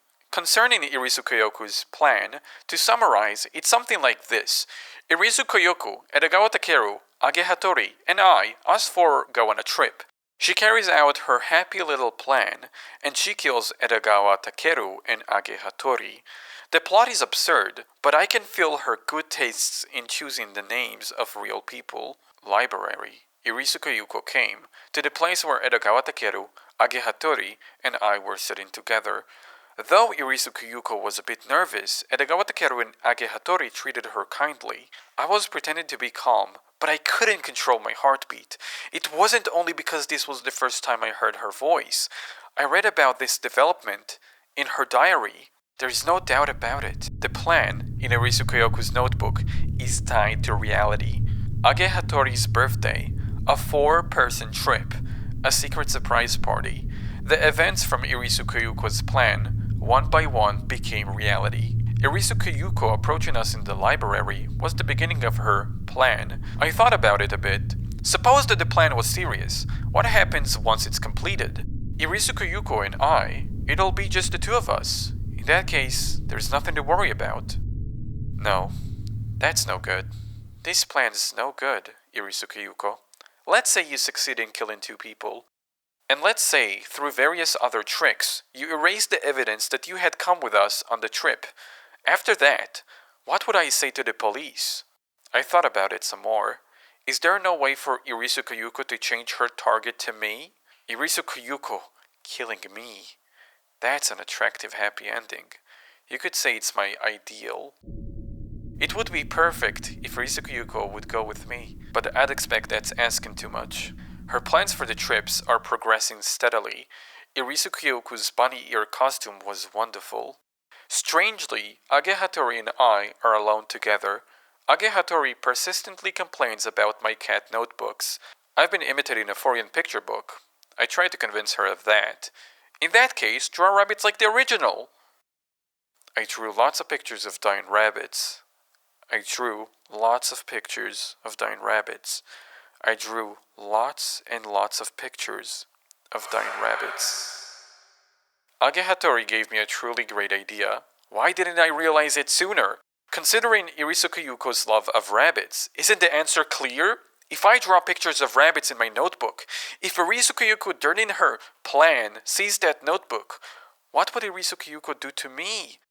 I'm excited just by imagining it. I draw more and more pictures of dying rabbits, but I think to myself, isn't this a rather indirect and roundabout method? I remember the rabbit picture book from somewhere. This is the final addition to the rabbit drawings. Incidentally, I remember a story from a while ago. Here, pages have been torn out. In a dream, silent red eyes seem to be accusing me of something. I can't get that vision out of my mind. If they knew the reason I hide my wrists, I wonder what kind of reaction they'd have. Would they treat me the same way as they've always done? They probably would, because they're idiots. While I was thinking that, I thought that maybe getting Edogawa Takeru and Age Hattori involved in my plan wasn't the best idea. I can say that it was a mistake for Age Hattori to like me. Edogawa Takeru and Age Hattori, however you look at it, they're the better pairing. If our situation could become a bit different, wouldn't the four of us end up happily? Maybe. Just maybe. If by some means Irisu Kyuko's plan ends in a complete failure, I thought that just trying it wouldn't be so bad. I can fix the disorder ties between us. I can try to change this small world. And then, finally, I can destroy my past. And if I succeed, then I could search for a better future. Well, something like that. With that, we're leaving. If that's the case, isn't this trip unnecessary? Even now I can start changing the world. For the sake of preventing Irisu Kyuko's plan, I should push some reason or other to stop the Too much trouble. Well, whatever. This note reveals a little bit of something with each part. The beginning reveals the author of the note pieces to be Ujima, and the end of the note reveals how it is possible to have different endings that go either way. Despite knowing the true purpose of the trip and having the will to have a better outcome, he didn't do anything in the end because he thought it was too much trouble. It sheds some light on what kind of character Uji is. He mentions being that sort of guy. I can only assume he's alluring to being depressed. In fact, going back to the watercolor sketch, you can clearly see the boy is wearing long sleeves, which confirms our suspicion. The author is in fact Ujima Satoru. Most likely, he's hiding self-inflicted scars under his sleeves. I don't want to judge his style of drawing, but reading this note shows that the suicidal cats were his own original work. And knowing his character better now makes sense why he draws such morbid things. A turning point in the diary that struck me was when he said he'd like to be killed by Irisu, and his ideal ending would be if they could both die. Saying all these things now made me realize how morbid and sad this diary is. And even the name of the diary makes more sense now. The Suicidal Rabbit Diary. The Suicidal Rabbit being Uji. Uji's diary gives us insight to both possible scenarios of the normal mode. Scenario A being Irisu keeping her calm during the trip and not having the guts to go through with her plan. Scenario B, on the other hand, has everyone dead if Irisu can't keep her calm. And I can't see how she would, if she ever came across the Dying Rabbit sketchbook. After all that we saw from the note pieces in the game, you could tell how close Irisu was to the poor rabbit, and how her life changed once the rabbit suffered a terrible fate. Come to think of it, what happened to the rabbit? We know Uji kept watching it from afar and caring for it. Even though we got so much insight into some of the events, not once did he mention what happened to the poor rabbit. If he was really watching the rabbit, I wonder what he saw. The sad truth is, the game doesn't want to tell us what happened in the rabbit's final moments. Some pages from the diary were torn out and are missing. From here on out, I'm going to give a spoiler warning. We're about to see the outcome of going through all the rounds and uncover the ending. And after that, we're going to discuss some major plot points.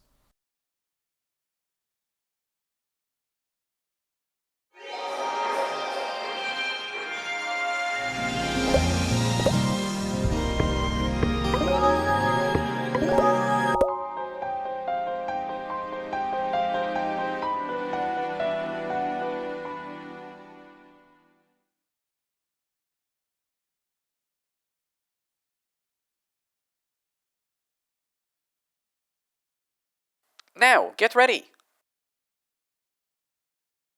What ending was it that I wished for?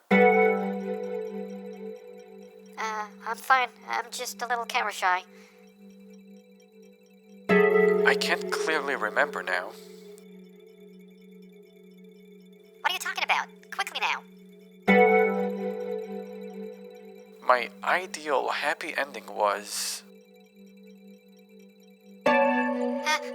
But... Certainly not this. Hurry up! But...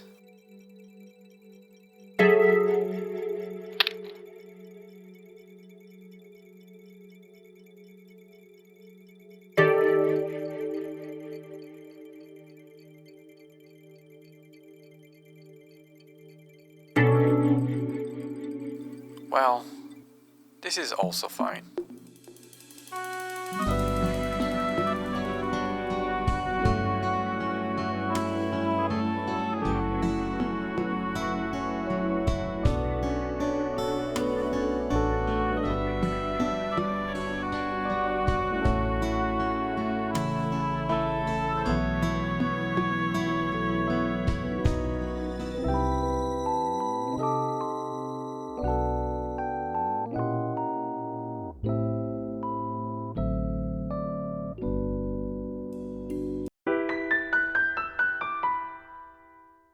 Irisu is no longer facing away. She turned her gaze around to look at us. A truly happy ending. Uji can't even remember what ending he was wishing for. But now, Irisu, just like Uji, is surrounded by friends. Ageha, the real target, is now seen wrapping Irisu around her arms. No, Irisu is allergic to this cat person and absolutely hates her. I'm sure she has some plans to... Oh, I guess she changed her mind? She must have updated it while we weren't looking. Well, that's all the proof we needed. Irisu is getting attached to them. It's kind of funny how her plan turned out. From a cold-hearted killer to, well, this. It makes me happy seeing them together. You now understand why the game wouldn't progress unless we manage to complete a round, as there is only a single outcome. In fact, this whole game mode might be taking place in Uji's head. We already know the author of the note pieces is Uji, and when you switch to Metsu Mode for the first time, it's Uji telling us a story. Now it makes more sense why Irisu is facing away from us during the gameplay of Metsu Mode. We're watching her from the back because Uji is always watching her from afar. That's all good, but there is something else going on. You may have already guessed what it is. The game is still playable. We can't change the outcome of the story, but there are some holes that were never covered. Some pages from the diary were missing. The game is hiding more than one thing, and there is a slight twist on how to unlock each thing. Actually, this one in particular, I'm not certain what I did to unlock. I think it may have been something to do with the score. I managed to unlock its score in about 50,000, but I can't say for certain, as I think I must have scored 60,000 or more when I unlocked it. But what did I unlock exactly?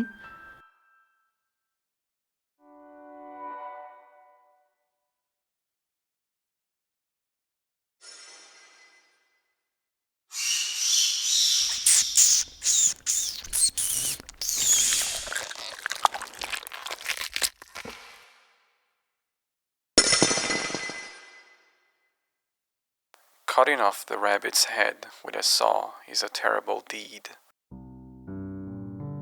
While listening to the sound of pouring rain, I get to work. Even though its body is so small, its flesh and bones are unexpectedly tough. My hands have been covered with blood and fat and fluids I can't identify. Making a grinding sound, the blade progresses bit by bit. Before long, the rabbit's head is separated from its body. I leave just the rabbit's head on the ground. Silently, the rabbit feels like it's staring at me. Carrying the body of the rabbit, I left the cage. While being drenched by rain, I headed for a corner of the schoolyard. I hid the rabbit's body in a bush in the corner. To the wash basin, cleaned my hands and the saw. Carefully, every nook and cranny. Carefully, to leave no traces. Carefully. At that point, I opened my eyes. It's been a long time since I've seen that dream. Early that morning, I went to see how the rabbit was. I chose a time when I would not interrupt the girl's visit. When I looked through the cage, the rabbit was dead. Dead as if it were sleeping, as if it had gotten tired of living. What will come of this rabbit's death? I imagine the future. An empty cage. The rabbit, lithe and death forgotten. The girl, once again completely alone. That future is no good. I felt that way. The key to the cage. In the locker in a corner of the schoolyard.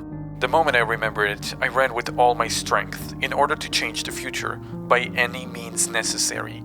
Without my noticing, rain began to pour down. While running breathlessly at full speed, various thoughts ran through my head. The rabbit that silently vanished without anyone noticing. I wanted somebody to hold its memory in their heart. Even if only in memories, I wanted them to feel sorry for it. If, in whatever form, the rabbit became a topic of conversation, that girl who often took care of the rabbit would be able to talk with everyone. That would surely be a chance for her to fit in. Various thoughts ran through my head. Were my actions right? After that, talk about the rabbit certainly increased. That's scary. We should be careful. That's all that they said. The true center of conversation was the lost cat. A few days later, the cat came back to the school. Everyone was very pleased. As for the rabbit, everyone had already forgotten it. What happened to the girl? I'll never know. After the rabbit died, nobody saw her again. Were my actions right? In the end, I couldn't change the future. If nobody else, I at least will keep that scarred rabbit deeply carved into myself. It's a confession. The boy was the only one who saw the rabbit's sad last moments because he was the murderer. Why did he do it? He said so himself. He wanted to stop Irisu from being lonely. He killed the rabbit so she could talk with everyone and fit in. But his plans backfired, and Irisu was never to be seen again. We know that he drew about things he thought about. He started the Suicidal Rabbit Diary with a question. Why did I draw cats? And the answer is simple. He overheard a small group's conversation. A rabbit's sad last moments. Red eyes accusing. Where have I seen that before? It was not a dream. It was a nightmare. And that nightmare is reality.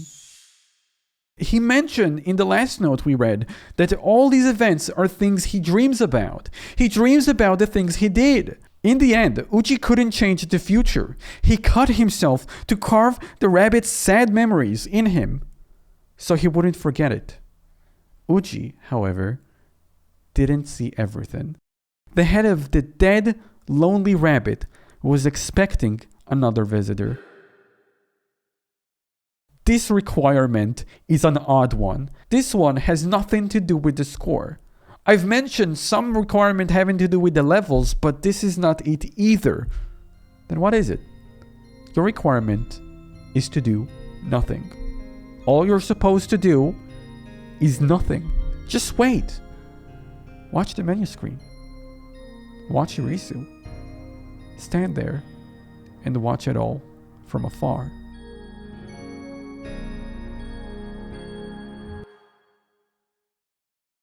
If you wait long enough, the background changes to words. If you were to transition between modes again, you'll notice that the background is still there. You can only see it in the transition screen. If we were to switch transitions fast enough, the menus will start having this fade-in effect, while Irisu just pops in. Do it enough times for both menus to have the same effect applied to them, and you can get sections where the menus are still there, and because of their transparency, we can just make out the words that were hidden behind Irisu from normal mode, and the other half from Irisu in Metsu Mode. Combining both of the transparent parts reveals the following.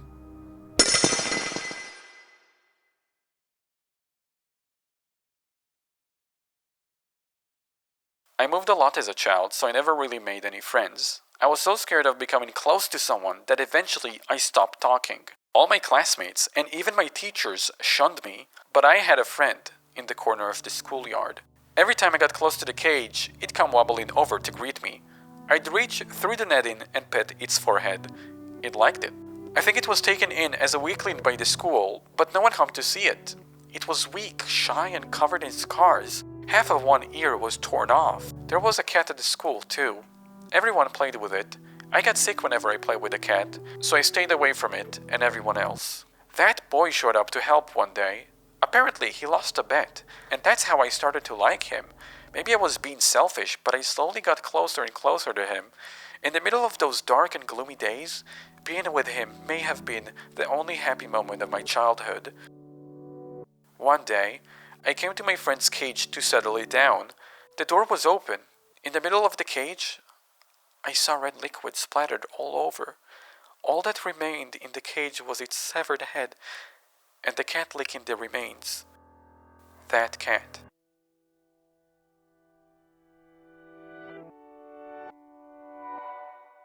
Irisu's hatred for cats. I can understand it now. Stumbling on the cat licking the blood of the deceased rabbit. It makes sense now why she could even go through such a plan. The sheer hatred for cats. And Uji's confession for murdering the rabbit. Uji became a replacement for the bunny. She would come and look at his drawings. And he liked it. Irisu mistaking the cat for the killer is confirmed with the following line out of her diary. Nothing ripped through the mesh fence. It also doubles as confirmation for Uji being the new rabbit. The way she talks about Uji as if he's a rabbit is enough, but in addition, Uji's diary is called Suicidal Rabbit Diary. The real rabbit isn't suicidal, but this one is. The suicidal rabbit had an idea for an ideal ending where the person he loves kills him. And so he manipulated Irisu to killing him along with everybody else, and that's how he planned it. You think Uji is the only one with an image burnt in their head? You want to know what Irisu saw in that cage? I know she wrote what she saw, but what did she really see with her own eyes?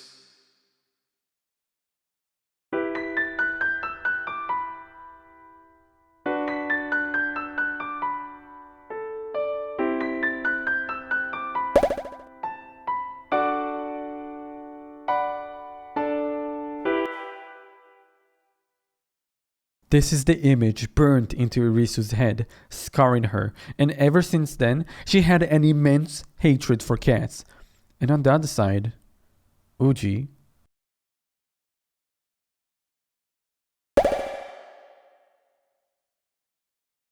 He keeps seeing red eyes accusing him of something. This is what we call guilt. The head of the dead rabbit lying on the floor with red eyes, hunting Uji for the rest of his life. These story elements could explain the gameplay functionality of some of the things that happen in normal mode, some of the things I have yet to shown. In normal mode, if you were to trigger the creepy looking Irisu by scoring over 40,000 points, you can no longer get the bad ending. It's literally locked out and you can only get the good ending, no matter if you fail all the rounds after that. This is really weird. It could be because of what Uji describes as the red eyes accusing him, and when he sees the same red eyes and smile coming from Irisu accusing him, he gets cold feet and is actively hiding the sketchbook from Irisu, thus making only the good ending possible. If the conditions of killing everyone is to lose control of her emotions, it can only be achieved by her exposure to Uji's sketchbook with the rabbits. That was Uji's plan after all, and knowing that changes the timeline when Edo goes missing. It could be that Edo was hiding until Ageha's birthday, but then when she found out the sketch drawings of the rabbits, she kills Uji and then goes back to kill Edo while he was hiding. It sounds like a more likely scenario, as Irisu never had the guts to pull through with the plan herself. That's why she just needed a little push. It makes sense now why his body is found out in the bad ending in such a rough shape. So rough, to the point they had to match his teeth to confirm his identity. It means Irisu killed him fuming with rage, beating him until he is no longer recognizable. That makes sense if she had an encounter with Uji before. Maybe even Uji showed her the confession drawing himself. But that encounter broke Irisu Kyuko, pushing her to killing everyone. And only Edo is found dead. Looked like he was attacked by a wild dog.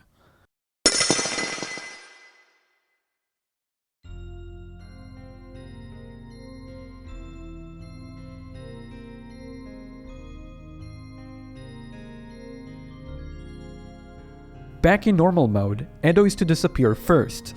He disappears when you go through the 3rd round, and after you go through the 4th round, Uji makes his leave too. After losing the first 3 rounds and winning the next 3 rounds, I've got a good ending. So I've decided to take it a step further. In the next playthrough, I've lost the first 4 rounds and got enough score to win the other 2. And the results were... Irisu cried in the round I won. And even though I won the last 2 rounds, I was greeted with a bad ending. This is strange, as she only cries at the 5th round. But when I lost in round 4, she looked normal. The only thing that we know that happened between the rounds is that Uchi left Ageha and had an encounter with Irisu. At first that made me think perhaps there is an invisible counter tracking how many times I win and lose. And since I lost more than I won, I may have gotten the bad ending because of it. And that being the round where Uji meets Irisu is just a coincidence. I've decided to do a 3rd playthrough. This time I lost all rounds, with the exception of round 4. That was the only round I've won. After winning only round 4, I went ahead and lost the 5th round, and this happened. She is in control. The good ending followed soon after losing the 6th round, which means I've got through the game winning a single round. That confirms it, that something happened in that encounter. Something must have happened. If you get a Nightmare Irisu on the first round, you can fail all the other rounds and still get the good ending. I've done another playthrough where I lost the first 4 rounds, but trying to trigger the 40,000 points on the 5th, and to my surprise, this is the first time that I saw that she doesn't spawn, and instead Irisu is crying. That confirms everything. The whole trip rests on what happens between Irisu and Uji. Whether she stumbled his rabbit sketchbook after round 4, or simply get a confession drawing from Uji, we now know Irisu in fact killed Uji first, and then went back and beaten Edogawa to death in a fit of rage, and left his corpse in such a rough shape. The fact she never intended to go through with her plan, but only did so when pushed by Uji, shows us that Irisu isn't the cold, disgusting killer as we once thought. Irisu dresses like a bunny, with half of its ear missing. Her throat hurts so bad, it feels like it's been severed. That's Irisu's syndrome. This got really, really morbid, but I take a bit of comfort with this scenario. In this one, in no point is Edo in any real danger, and the only time he is when Uji decides to show Irisu the rabbit sketchbook or confession drawing. She also can just happen to stumble upon one of those things herself, which means Irisu never really intended to go through with her plan, or at the very least, didn't have the guts to do it. Even after they got back from the trip, she refers to Edo as an idiot, but harmless, and decided he is no longer a target. This part at least shows that she has a little bit of empathy, or at least more empathy than the game is showing us. This scenario also explains why the nightmare version of Irisu locks us to the good ending, as Uji gets cold feet when Irisu looks like the red eyes he sees in his nightmare. The title screen bunny looked like he's torn apart in Metsu Mode, while in normal mode he's just ahead, like we're discovering the other part of the story. Also, on the blood splatter, you can clearly see the imprints of a cat's paw and face. With all that being said, and explaining everything that happened, from story points to visual elements, and to discovering what actually happened in an obscure timeline using gameplay mechanics, I wouldn't blame you for thinking that's everything. But the game can still be played. This is the final time you'd be required to play this game in order to reveal something. In the big secret we unlock from normal mode, I had to get over 100,000 points to show it to you. This time, however, I fear it's a bit bigger than that. To reveal the last thing, this time score won't be taken into account. This time, you have to literally beat the game.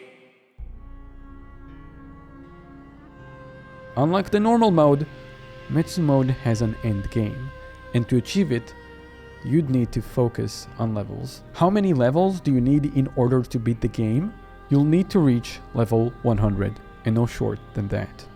Of course, there is footage of me failing it multiple times. It's pretty difficult, as you need to manage all the shapes that stack up for around 25 minutes straight.